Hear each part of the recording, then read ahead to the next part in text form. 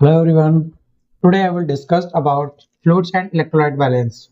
Fluids and electrolyte को समझने के लिए कई प्रकार की डेफिनेशन होती है जिनके बारे में हमें जानकारी होनी चाहिए।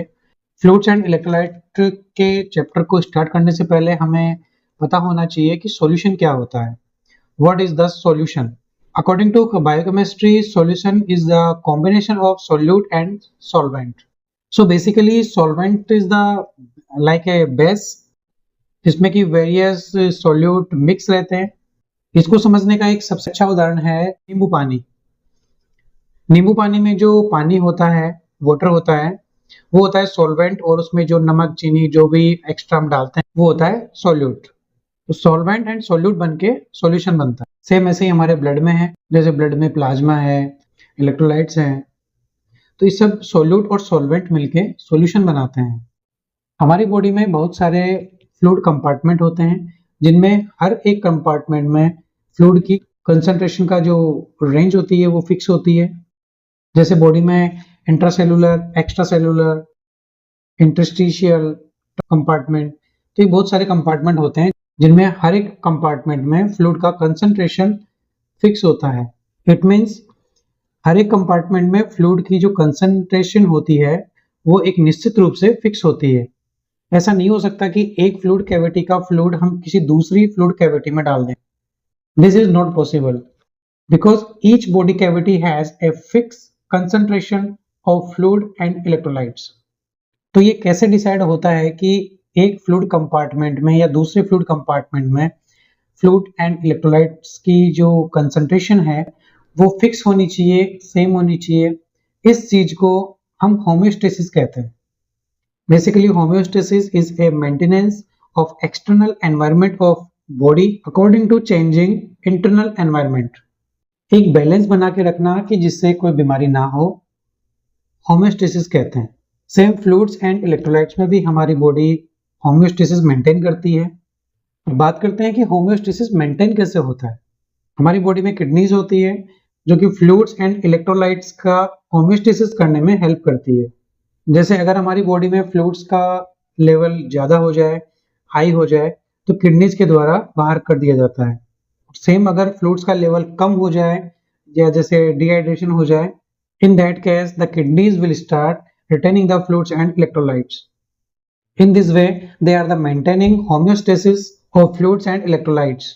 अब सेकेंड थिंग जो हमारी बॉडी में फ्लूइड्स एंड इलेक्ट्रोलाइट्स के बैलेंस को मेंटेन करती है, that is aldosterone hormone. Aldosterone hormone like as a corticosteroid and secreted by adrenal gland.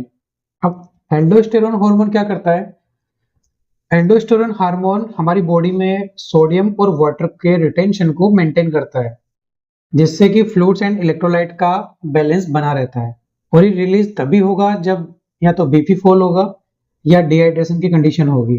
Third thing जो कि फ्लूइड्स एंड इलेक्ट्रोलाइट बैलेंस को मेंटेन करके रखता है, that is anti diuretic hormone. इसे हम वैसोप्रेसिन भी बोलते हैं। ये एक ऐसा हार्मोन है जो किडनीज के डीसीटी में जाकर सेलेक्टिव सोडियम और वाटर को रीअब्सॉर्ब करने में हेल्प करता है। So this is homeostasis of fluids and electrolyte, kidney and body is maintained.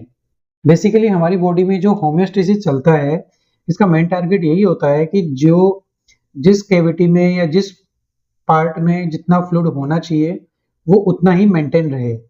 ये कोई कैविटी का हो सकता है, बॉडी पार्ट्स का हो सकता है, बॉडी में किसी भी पार्ट का हो सकता है। एंड हमारी बॉडी में होम्योस्टेसिस मेंटेन करने के लिए सेलुलर माइक्रोस्कोपिक लेवल पर कुछ प्रोसेस चलती रहती है, जिसकी वजह से हमारी बॉडी में फ्लूइड्स एंड इलेक्ट्रोलाइट्स का बैलेंस मेंटेन रहता है। तो ये कुछ प्रोसेस होती है जिनके बारे में हम बात करेंगे। First process is diffusion. So basically the movement of solute from higher concentration to lower concentration in organ to maintain the equilibrium called as diffusion. तो ये प्रोसेस हमारी बॉडी में कई जगह चलता रहता है। Second process is osmosis. Diffusion और ऑस्मोसिस में जो भी प्रोसेस होता है, इसमें ज्यादा से कम की ओर मूव करेगी। फर्क सिर्फ इतना है कि डिफ्यूजन में सॉल्यूट मूव करेगा एंड ऑस्मोसिस में सॉल्वेंट मूव करेगा। इन दोनों प्रोसेस के अलावा हमारी बॉडी में जो फ्लूइड एंड इलेक्ट्रोलाइट का जो बैलेंस मेंटेन होता है, that occur due to hydrostatic pressure. तो ये भी प्रोसेस हमारी बॉडी में होती है। अब बात करते हैं फ्लूइड्स के टाइप की। According to nature the 3 types of fluid, first is isotonic, second hypotonic and third is hypertonic. ये 3 टाइप के फ्लूइड्स आपने क्लिनिकल एरियाज में भी देखा होगा जब किसी पेशेंट का डिहाइड्रेशन को मेंटेन करना होता है। तो सबसे पहले बात करते हैं आइसोटोनिक फ्लूइड्स की। आइसोटोनिक में क्या होता है कि जो 2 कंपार्टमेंट है, फ्लूइड कंपार्टमेंट है, इंट्रावेस्कुलर एंड इंट्रासेलुलर, दोनों के बीच में या तो मूवमेंट होता नहीं है, अगर होता है तो बहुत लिटिल अमाउंट में होता है। अगर किसी पेशेंट को 0.9% NS हम लगाते हैं तो इसमें इंट्रावेस्कुलर से इंट्रासेलुलर या इंट्रासेलुलर से इंट्रावेस्कुलर में बहुत कम मूवमेंट होता है, तो यह ना के बराबर होता है। So there is no diffusion, no osmosis, यानी कि सेल्स में जितना डिहाइड्रेशन होगा उतना ही एब्जॉर्ब करेगा। इसीलिए आइसोटोनिक सॉल्यूशन जो है वो कॉमनली यूज किए जाते हैं। सेकंड आता है हाइपोटोनिक सॉल्यूशन। हाइपोटोनिक सॉल्यूशन वो सॉल्यूशन होते हैं जिनमें हमारी सेल्स के कंपैरेटिवली सॉल्वेंट ज्यादा है और सोल्यूट कम है। इसमें क्या होता है, जब हम ब्लड में हाइपोटोनिक सॉल्यूशन ट्रांसफ्यूज करेंगे तो इसमें से ऑस्मोसिस हो जाएगा, क्योंकि सेल्स में सोल्यूट का कंसंट्रेशन ज्यादा होता है comparatively this fluid.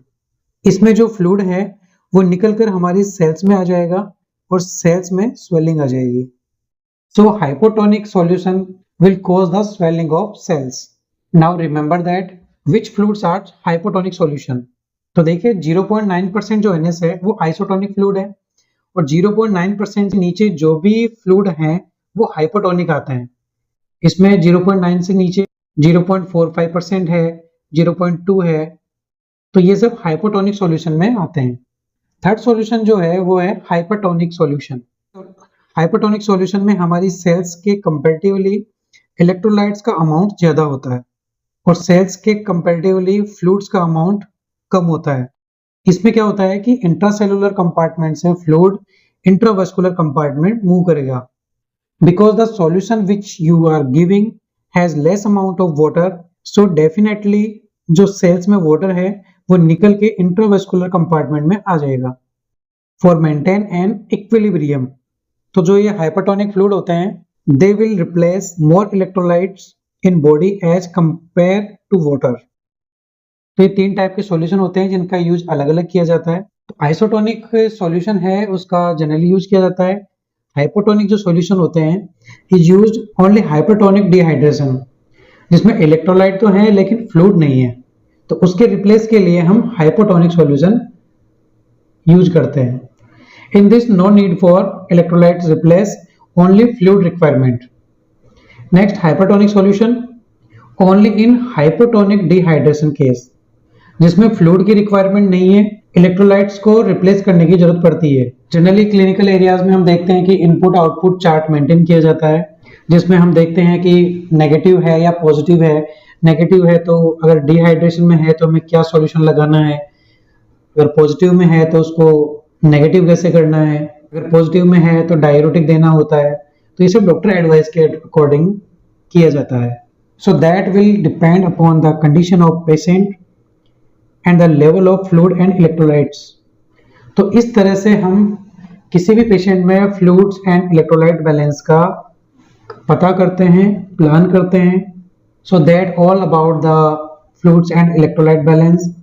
I will meet you in next video with new topic. Till then, namaskar.